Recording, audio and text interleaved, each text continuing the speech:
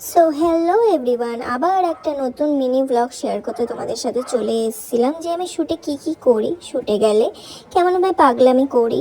So যাই হোক, তো আমি সকালবেলায় উঠে কফি খেয়ে বেরিয়ে পড়েছি ছাতা হাতে নিয়ে।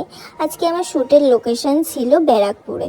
তো আমি 9টার সময় বেরিয়ে গিয়েছিলাম। 9টার সময় দমদম থেকে ট্রেনে উঠে ব্যারাকপুর নেমে গিয়েছিলাম। তো আজকে আমার শ্যুট ছিল ময়ূরীদের কাছে স্টুডেন্ট এক্সাম। ব্যারাকপুরে নেমে তারপরে স্টুডিওতে চলে যাচ্ছিলাম। স্টুডিওতে গিয়ে আমি নিজেকে দেখিয়ে নিচ্ছিলাম, দেখে না আমার বিনা মেকআপ লুক কেমন লাগে আমাকে। তো তারপরে এই যে আমার মেকআপ আর্টিস্ট দিদি, যিনি আমাকে আজকে সাজাবেন, তারপরে দিদি বললো আগে ক্রিম্পিংটা করে নিই। ক্রিম্পিংটা করে দিদি বেস কমপ্লিট করে নিয়েছিল।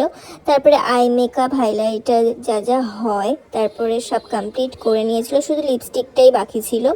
তারপরে দিদি হেয়ারটা করে নিচ্ছিল। হেয়ারটা করে আমরা লাঞ্চ করতে চলে গিয়েছিলাম। লাঞ্চে ছিল বিরিয়ানি, তো আমার মোস্ট ফেভারিট ফুড।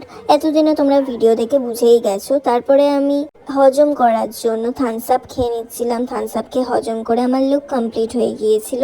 তো তোমরা দেখেই নিয়েছো হয়তো, ফেসবুকে আমি পোস্ট করেছিলাম ফটোস ভিডিওস। খুব পছন্দ হয়েছে আমার এই লুকটা, তোমরা জানিও আমাকে কেমন লাগছে। তো যাই হোক, এখানে গেলেই আমাকে এই শাড়িটাই পরতে হয়। এই শাড়িটা মানে আমাকে ছাড়তেই চায় না। তো যাই হোক, শাড়িটাও খুব সুন্দর ছিল।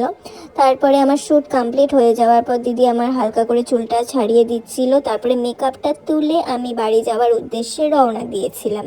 তারপরে ট্রেনে উঠে একটু বিস্কিট খেয়ে নিচ্ছিলাম। বিস্কিট খেয়ে নড়তে চড়তে ট্রেনের হাওয়া খেতে খেতে আমি পৌঁছে গিয়েছিলাম দমদম স্টেশনে। দমদম স্টেশনে নেমে আমি খেয়ে নিয়েছিলাম ফুচকা।